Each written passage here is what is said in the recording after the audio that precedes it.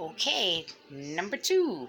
Sorry it took so long. Just, I get really bad anxiety getting in front of the camera, so I have to, talk myself into, doing it, and then I start rehearsing things and then questioning, well, should I talk about this or should and then I procrastinate, hesitate, and I let the fear come in, and I'm like, But every time I get in front of the camera and just speak truth, it builds my courage and strengthens me to be more courageous in speaking truth. Um, so, the first video, I got on a little side rant with my personal life, and I'm distracted because the song of my life is on right now. Anyways, so judgment was the topic. And what I noticed all my life is I have been judged since my earliest memory. I know what it's like to be bullied. I know what it's like to be abused. I know what it's like to be raped. I know what it's like to be used, mistreated, misguided, miseducated. And I just don't want anyone else to have to suffer through the flames of fiery hell in 4+ decades that I have. And with each experience of trauma or anything that I've been through negative in my life and overcome it, it still in all is a learning experience.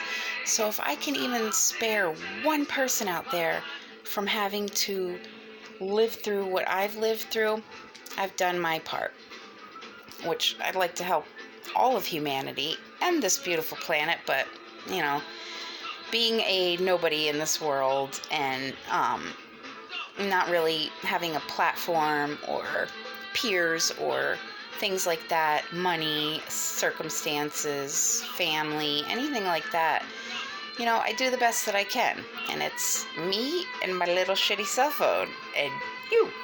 And that's all we need. So, all right. There's a good now you know what? I closed my book, so of course I lost my page. But, I study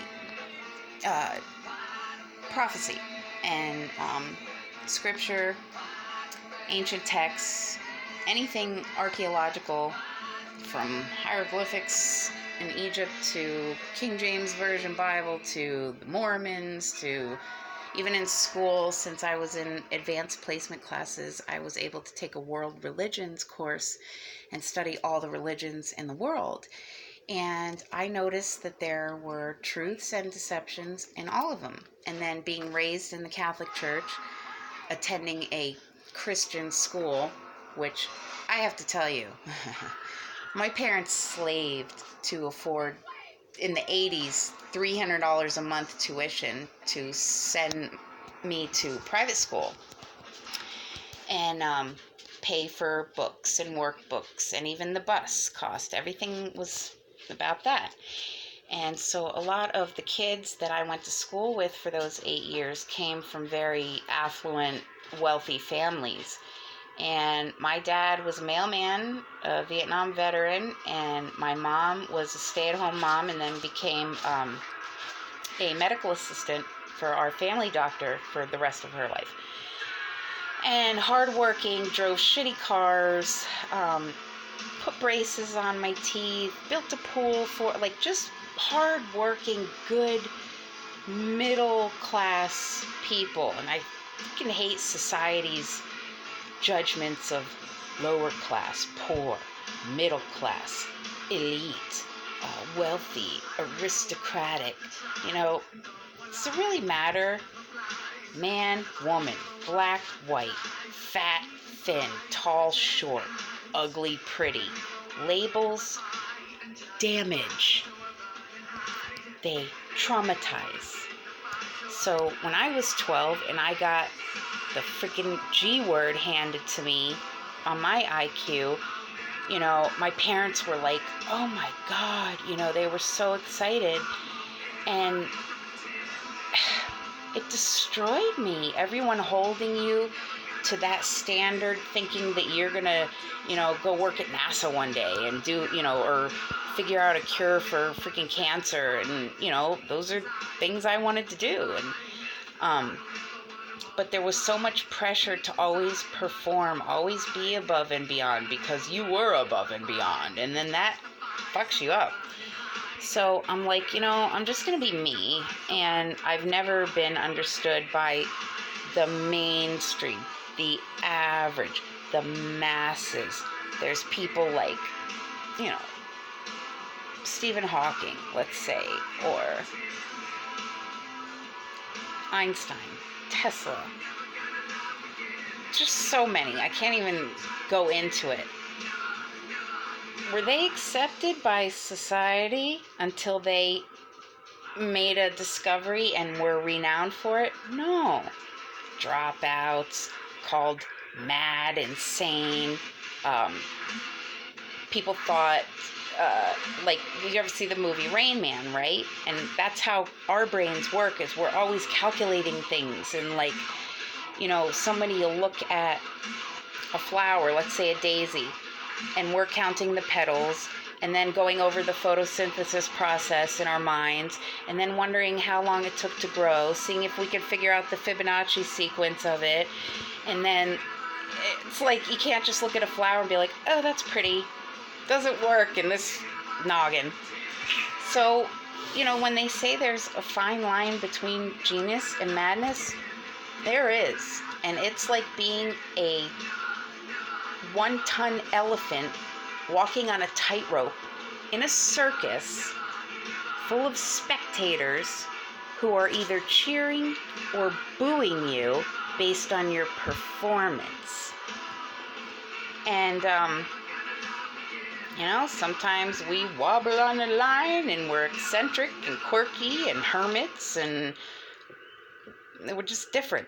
But everyone is. It doesn't matter what label you're given. It's a judgment,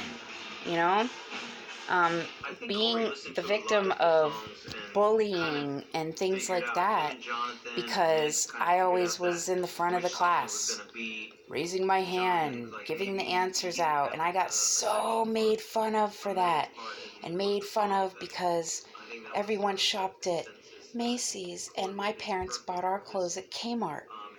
Well, you're not naked, you have clothes on, who gives a shit, I don't care about labels and freaking design or this, and I will never, I'll tell you one thing about me, I will never wear a diamond ring on my body or diamond on my body, because why would I wear a stone that I know children and families live in horrific, filthy squalor and die in destitute conditions because they're mining so that people can spend billions of dollars to have a freaking rock on your finger?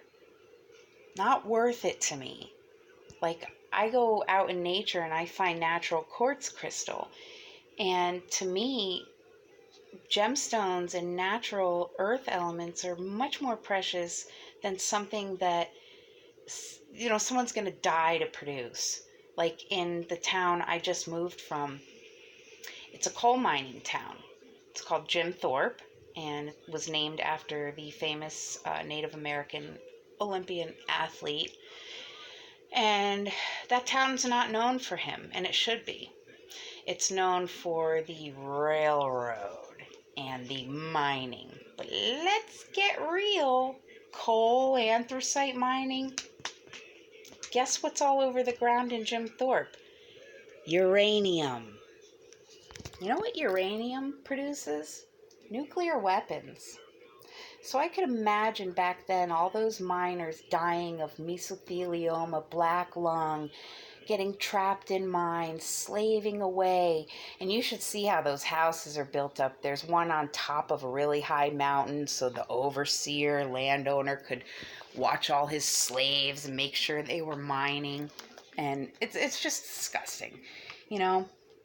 And so, in my opinion, their cover back then was coal, anthracite, but I'm pretty sure it was for uranium because that makes the big bucks on the black market. Just saying, it's a theory. And I've always been knocked about that, developing theories. Like, I develop quantum theories because you have to explore every possibility, which that's what a theory is. It's an unexplored possibility. Could not happen, but you have to explore it, because if you don't, you're leaving one avenue unchecked, and that's where mistakes come in. So, you know, I've always been told, like, oh, you're crazy if you think that that these high power officials and celebrities and they're trafficking children and women and cloning things and overpopulation. There are beings on this planet that shouldn't be here, that don't have a soul, a conscience. They are programmed, cloned, lab created, just like species of animals, insects, different things. Ebola, AIDS, all genetically engineered bio weapons. And can I prove any of this? No.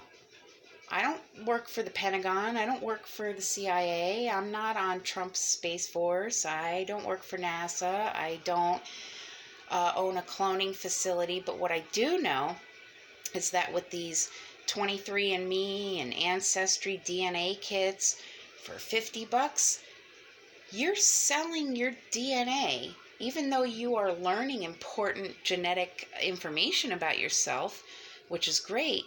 But it's a company, it's a corporation. So now they have access to your DNA. So if they are genetically modifying our food like Monsanto does, I ain't taking that chance. I don't want a corporation to have access to my private information, even though they already do. Anyone that's ever donated blood, had a surgery, given plasma, had an abortion, a child, anything where you have had any body part or blood or anything taken from you by a doctor or a hospital or a lab, they don't just get rid of it, delete it. It's experimented on. It's used to manipulate genes with different things and formulate other species. And that's what I'm saying. They make human beings, people, just average people, think that global warming is because there's too many people on the planet. No. It's the corporations pumping factory pollution in the air and sludge in our waterways, plastic and garbage, and it's disgusting. And we all take the blame for that. Really? Like, no. Okay. Now, the wealthy, the faceless ones you never see behind the scenes calling all the shots with their puppets in governments and puppets in entertainment and puppets in everywhere, they reap all the benefits of everything. They want total control of this planet and to wipe out humankind. Now that technology in the last 30 years has advanced exponentially, I think beyond anyone's wildest dreams, they thought, we don't need the slaves to make us our money now. We can just make nanobots to run factory lines and produce and produce and produce. We need some to keep buying, though, so they're going to keep some, right? This is what the NWO is all about. One religion, one government, one way, police state, martial law, no rights, no freedom, and I'm not really going to tell you what they practice, their sick things in their religion. And you don't do it, they threaten your family, they threaten you, torture, kill you, whatever.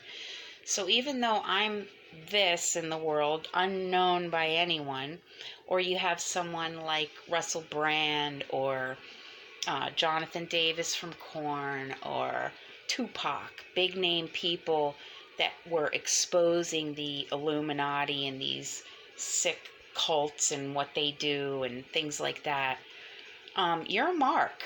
And it doesn't matter if you're the lowest on the totem pole or the top, you're a mark. And we see what's happened to anyone throughout history who has spoken the truth. Recently, Isaac Kappy, Nipsey Hussle was about to meet with the LAPD and one day before, taken out. Yeah, funny. Isaac Kappy, Brackets and Jackets, starts exposing all the people that are in the whole Epstein circle and trafficking and pedophiles and all that, and then, oh, he's dead, missing, whatever. JFK Jr., Martin Luther King, Jesus Christ himself. And that's so they do this. They don't want their devious plans out. So anyone that speaks it, you're a target.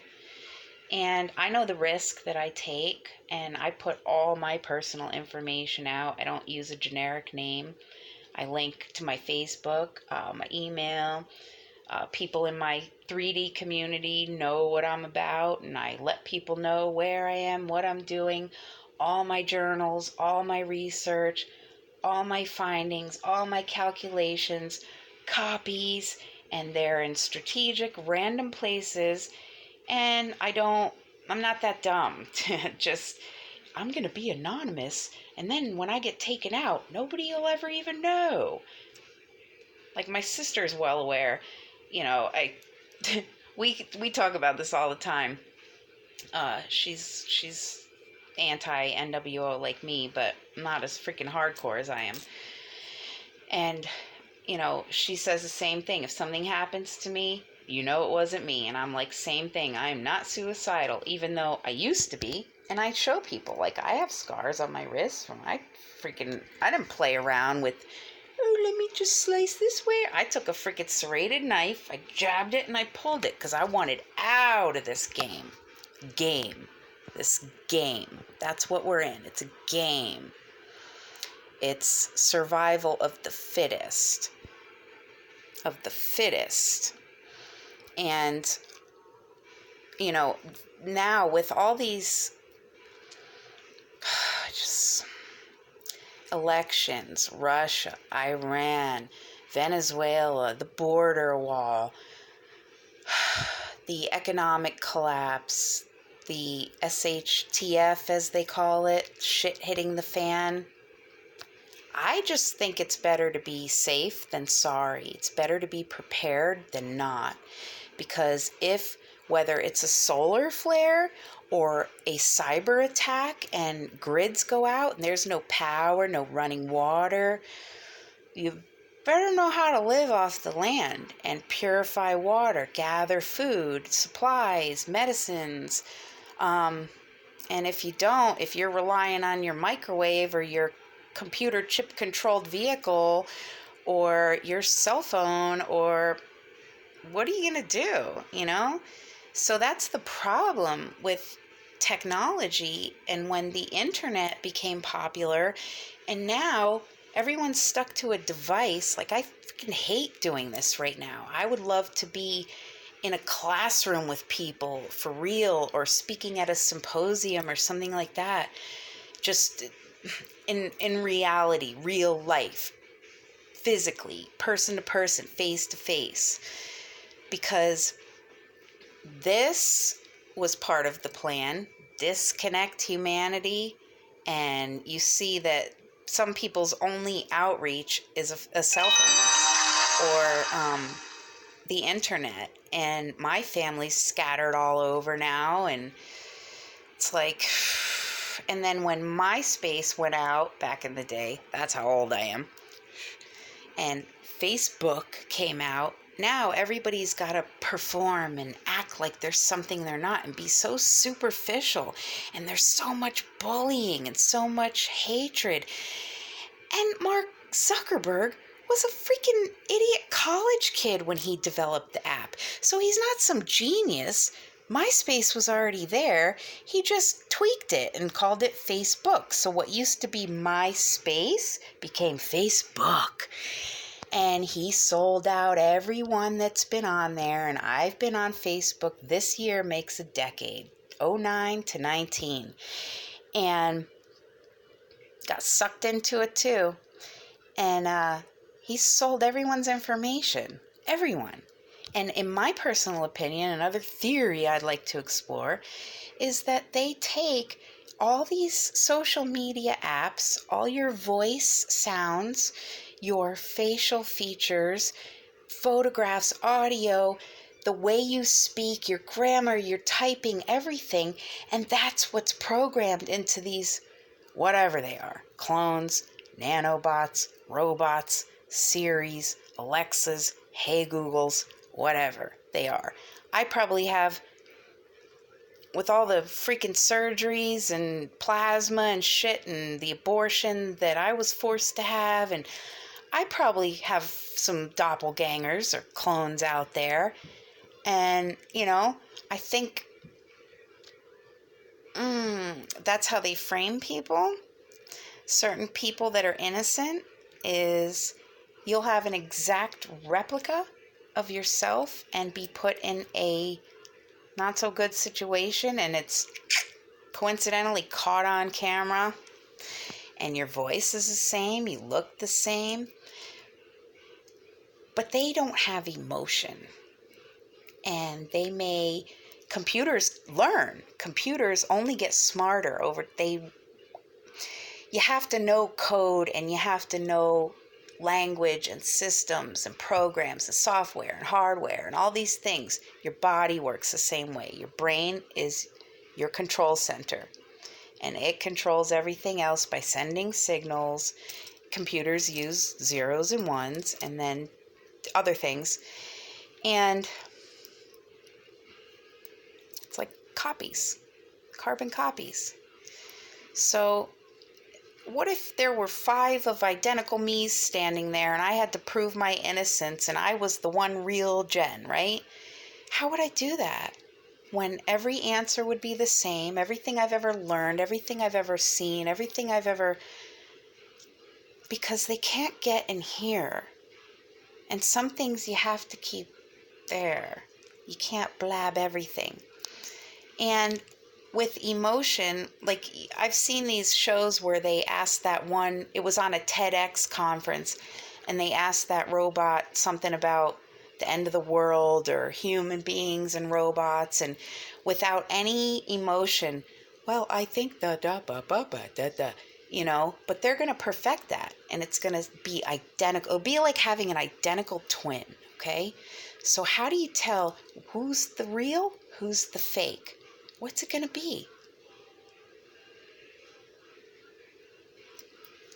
I know what my defense is, but I'll never speak it till the one day, hypothetically, theoretically, I have to use it.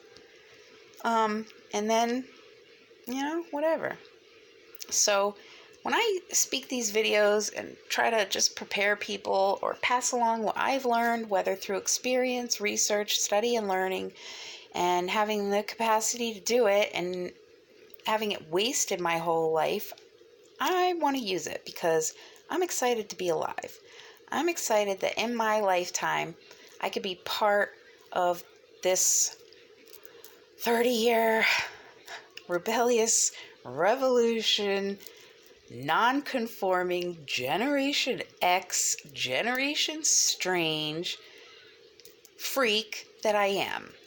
and do something good before I leave here, which is maybe help humanity find, biogenetic, natural cures. Another video I'm going to do, I may do it tonight. Can you tell how much coffee I've had? Is going to have to do with the process of photography and photons and things like that. And it may be an eye-opener. Again, do I have a lab? Do I attend Cambridge or Oxford or MIT? Do I have access to all research materials? No. I formulate theories, I explore them, and I come to a conclusion. And when there's people like me, like Rain Man, geniuses of the world, we cut the shit. We cut out the algebraic complications and we just find the most efficient solution quickly. Get it done. Zero patience. Like, that's the area I lack in. I don't know how to speak in a, teaching first grade again, and I try to be compassionate that, okay, people's brains don't work the same way as mine, so you have to slow it down, speak in a way, but then it's I just want everybody to understand and already get it, and I don't have to go through and explain. But I'm happy to, because I want people to learn. I implore people to do their own research. Prove me wrong.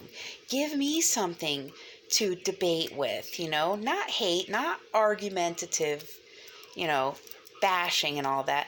Real friendly debate, collaboration, coming together and putting our heads together and formulating solutions and, getting stronger in communities and just, helping others. And I'm all about the pursuit of freedom, peace, harmony, equality, balance, unity, grace, what is right, not wrong, what is good, not bad, what is holy, not evil. And I'm not a freaking Bible thumping, one of them evangelical weirdos, and I'm no Catholic freaking priest either, but I am a Jesus freak, because the way that man lived, if people could try to be more like him, this world would be a fantastic place. And that's what he was teaching. If you do everything from a place of love, and if you can't have love for that person, just be compassionate, graceful, peaceful, considerate, understanding. Don't judge people, and follow very simple commandments. Don't kill, don't steal, don't covet, don't lie. Not too complicated. Be a pretty nice world, huh? If people weren't screwing each other, stomping on each other to get to the top, to get more of the almighty root of all evil, mark of the beast system. Oh, that's what I was going to talk about. Well, I guess my time's about to run out, so there will be a part 3. And that is going to continue the judgment, but proof of how long my generation's been fighting this agenda of control and manipulation and deception and illusion and slavery and corruption. And, because we're going to speak some music, lyrics, and we're going to talk about the photography process and photonic energy. So that'll be part 3. Much love, peeps. Time for another cup of coffee, I think. I better slow it down.